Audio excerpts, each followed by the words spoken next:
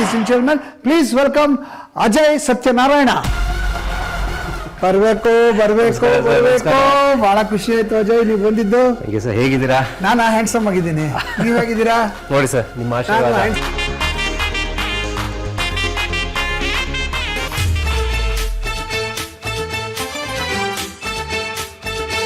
So with your permission.